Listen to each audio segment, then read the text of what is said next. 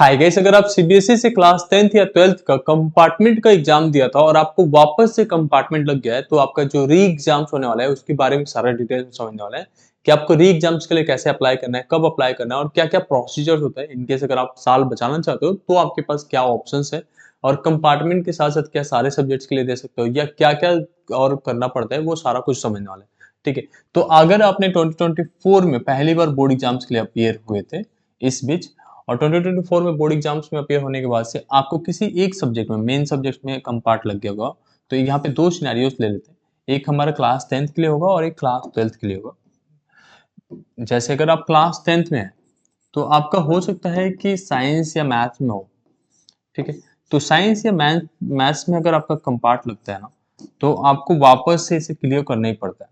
Similar way में अगर आप क्लास 12th में हो तो आपके मेन सब्जेक्ट जैसे फिजिक्स, केमिस्ट्री, मैथ में लगा हो, अकाउंट्स में लग गया हो या हिस्ट्री, जियोग्राफी में लग गया हो, ऐसे केसेस में हो जाते हैं। ठीक है? तो इस केस में अगर किसी भी सब्जेक्ट में आपका कंपार्टमेंट लगा है, फिजिक्स में लगा है, केमिस्ट्री में, मैथ्स में, तो उसे क्लियर करना पड़ता है। तो आपको एक चांस मिला था, फर्स्ट चांस ऑफ कंपार्टमेंट अभी-अभी, और आपने इसमें दिया होगा फर्स्ट चांस में।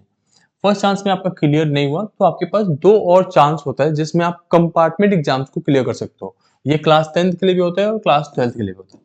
अब सेकंड चांस मिलेगा और एक थर्ड चांस मिलेगा। तो सेकंड चांस कब मिलेगा?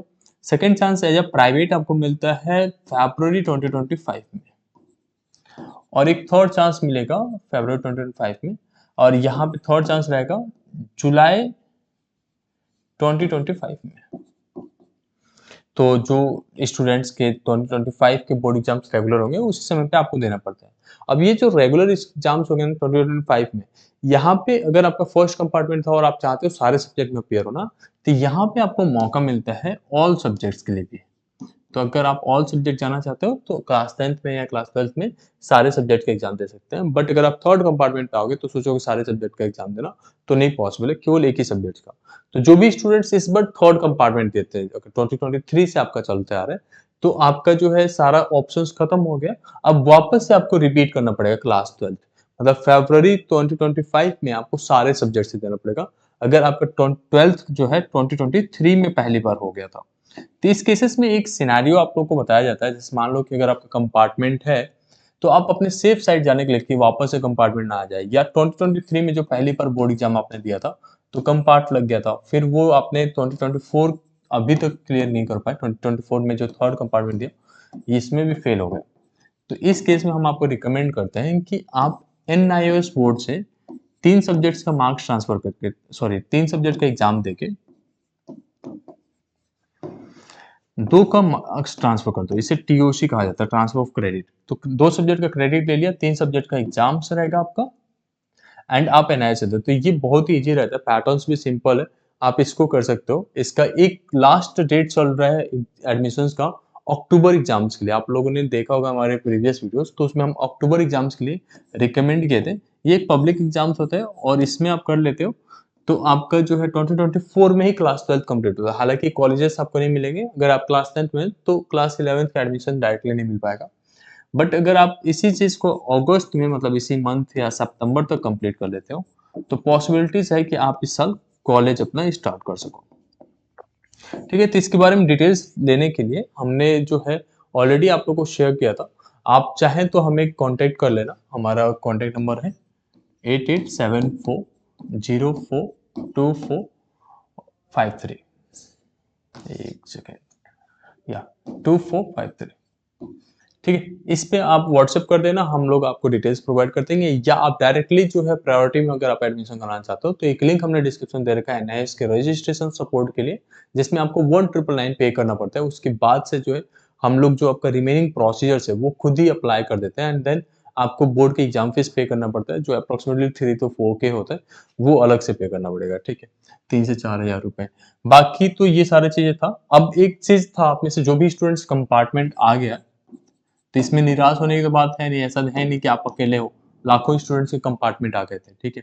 तो इट हैपेंस, एक सब्जेक्ट में फेल होना या दो सब्जेक्ट में, तीन सब्जेक्ट में, ये होता रहता है। कई बार किसी वजह से हो जाता है, कई बार बीमार होते हैं हम, एब्सेंट हो जाते हैं किसी सब्जेक्ट में, तो इसमें भी कंपार्टमेंट लग जाता है। तो आपके पास जो मैंने बताया था, एक तो फैब में चांस है अगर सीबीएसई से ही देना, तो फैब 2025। अब इसके लिए जो फॉर्म फिल होगा वो सितंबर में होगा और सारा प्रोसेस ऑनलाइन रहेगा। ये प्रोसेस क्या रहेगा? ऑनलाइन रहेगा और आपको जो है घर बैठे आपका फॉर्म फिल करना है। आप चाहें तो सफलता बैच ज्वाइन कर सकते हैं, जो हम लोगों ने लिंक डिस्क्रिप्शन दे रखा है। वहाँ से हम आपका फॉर्म भी फिल कराते हैं, पूरे साल तक गाइड कर रहे थे, पर्टिकुलर सब्जेक्ट्स के लिए। बट अगर आप इसमें से जो बताया मैंने फरवरी में जो एग्ज़ाम होगा, इसमें 2 केसेस होते हैं। एक तो आपका कम पार्ट हो गया और एक होगा आपका ऑल सब्जेक्ट्स का।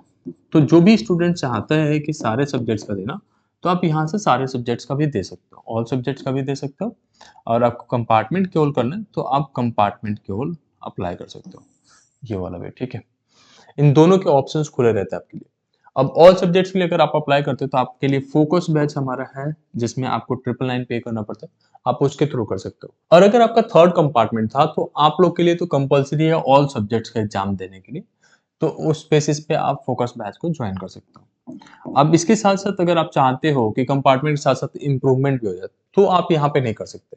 हालाँकि आप एनआईएस बोर्ड के थ्रू जब कंपार्टमेंट के साथ इम्प्रूवमेंट करना चाहते हो, तो वो पॉसिबिलिटीज़ है 75% के क्राइटेरियाज़ को लेके अगर आप चाहते हो तो। जैसे मान लो कि आपका जो है मैथ्स में बैक लगा था और आपको केमिस्ट्री और फिजिक्स में भी इम्प्रूव करना है, तो आप इन तीनों सब्जेक्ट्स का एग्ज़ाम दे सकते हो और फिजिकल अगर आपका सब्जेक्ट है और इंग्लिश है, इसको टीओसी ले सकते हो मतलब ट्रांसफर ऑफ क्रेडिट। तो ये एक बेटर ऑप्शन रहता है जहाँ से आप जो है साल अपना बचा सकते हो। ये सिमिलर वे में क्लास 10th के लिए भी काम करते हैं, तो अगर आप क्लास 10th में तो भी आप इसे यूज़ कर सकते हो इस पैटर्न्स को। अब होता क्या है जो सितंबर में फॉर्म आएगा ना, इसमें हम लोग बताते हैं आपको कि कैसे फॉर्म फिल होगा।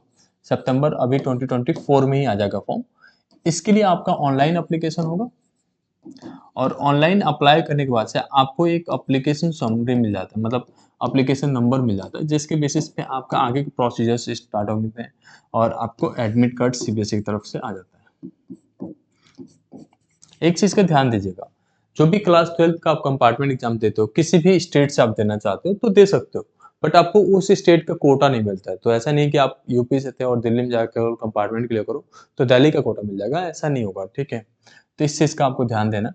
बाकी तो इसमें सारा कुछ मैंने बता दिया। आपका एक बार जब रजिस्ट्रेशन हो जाता है उसके बाद से आपका ऑनलाइन एडमिट कार्ड भी आ जाता है, वो डाउनलोड करते हो, उसके बाद से आपको एग्जाम सेंटर साइन लेना होता है, एग्जाम देते हो, देन फाइनली आपके घर पे मार्कशीट डिलीवर कर देता है जब आप पास हो जाते हो।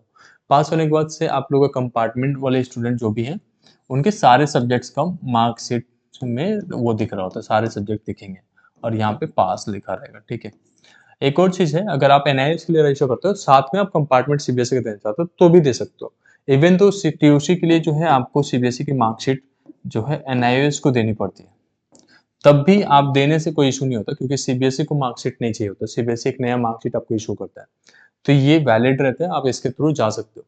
होपफुली मैंने सारा कुछ अच्छे से एक्सप्लेन कर दिया। कुछ और भी रहता है, तो आप हमें कमेंट सेक्शन में पूछ सकते हो और अगर पहली बार चैनल पर है तो मेक श्योर कि आपने सब्सक्राइब कर रखा है। Thank you so much.